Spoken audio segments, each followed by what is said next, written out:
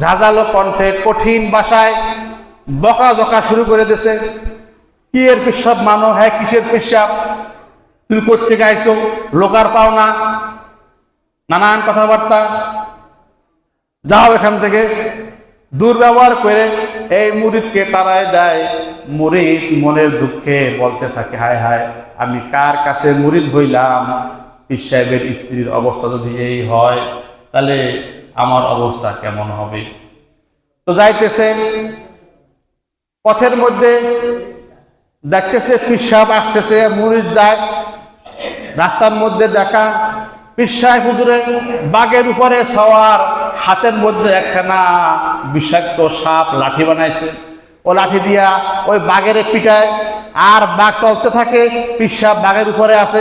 সুবহানাল্লাহ। এখন মুরিদ ডাকতে বলে, হুজুর খারান খারান, খুব তো কেরামতি দেখাইলেন, বাঘের বশ বানাই ফেলছেন, বাঘের উপরে সওয়ার হইলেন, আর সাপে লাঠি বানাইলেন। আপনার কেরামতি তো ঘরের মধ্যে চলে না। কি ঘর তো ঠিক হইল না, কেরামত সব বাঘের মধ্যে আইন্দা ঢুকাইলেন, ঘরে তো কোনো কেরামতি নাই। তা কি হয়েছে? তা আপনার স্ত্রী আমার সঙ্গে অনেক দুর্ব্যবহার করেছে, আপনি বাঘের উপরে সওয়ার হয়ে আসতেছেন, আর আপনার ঘরে একটা দাজ্জাল মার্কা স্ত্রী।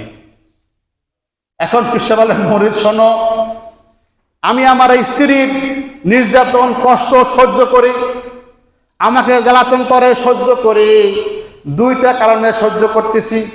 এক নম্বরে, আমি যদি আমার এই স্ত্রীর নির্যাতন কষ্ট সহ্য করি, তাহলে আল্লাহ তাআলা আমাকে এর বিনিময়ে জান্নাতের মধ্যে পুরস্কার দান করবে। দুই নম্বর কারণ হলো, আমি এটাকে তালাক দিয়ে দিলাম, মনে করো যে না, এই স্ত্রী ভালো না, তালাক দিয়ে দিলাম। কি হবে? এই মহিলা আর এক ঘরে যাবে, আর এক পুরুষের সংসার করবে, তাকেও তো এরকম জ্বালাতন করবে, ঠিক না বেটি? তা সে আমাকেই জ্বালাতন করুক, আমি সহ্য করি, অপরে ঘরে যাইয়া আবার এই জ্বালাতন কে সহ্য করবে? তার সে আমি করি। আমি আল্লাহ তাআলার কাছে সবর করলাম, ধৈর্য ধারণ করতেছি, আর স্ত্রীর কষ্ট জ্বালাতন আমি সহ্য করতেছি। এর বিনিময়ে আল্লাহ তাআলা জঙ্গলের বাঘকে আমার অধীন বানাই দিয়েছে। সুবহানাল্লাহ। এটা আমার কোনো কেরামতি না, আমার স্ত্রীর কেরামতি। আমি আমার স্ত্রীর নির্যাতন সহ্য করার কারণে বাঘকে আল্লাহ তাআলা আমার অধীনে করে দিয়েছে। সাপকে আমার হুকুম মানতে বাধ্য করা হয়েছে। আমার কথা সাপে মানে, আমার কথা বাঘে মানতেছে। এটা আমার কোনো কেরামতি না, কেরামতি হইল আমার বিবি সাহেবের। তো পীর সাহেব হাত ধরেছে, আল্লাহ তুমি আমার স্ত্রীকে ভালো করে দাও, ভালো মানুষ বানাই দাও। থানি রহমানুল্লাহ বলেন যে ওই পীর সাহেবের দোয়ার উসিলায় শেষ সময় ওই স্ত্রী ভালো হয়ে যায়, স্ত্রী ভদ্র হয়ে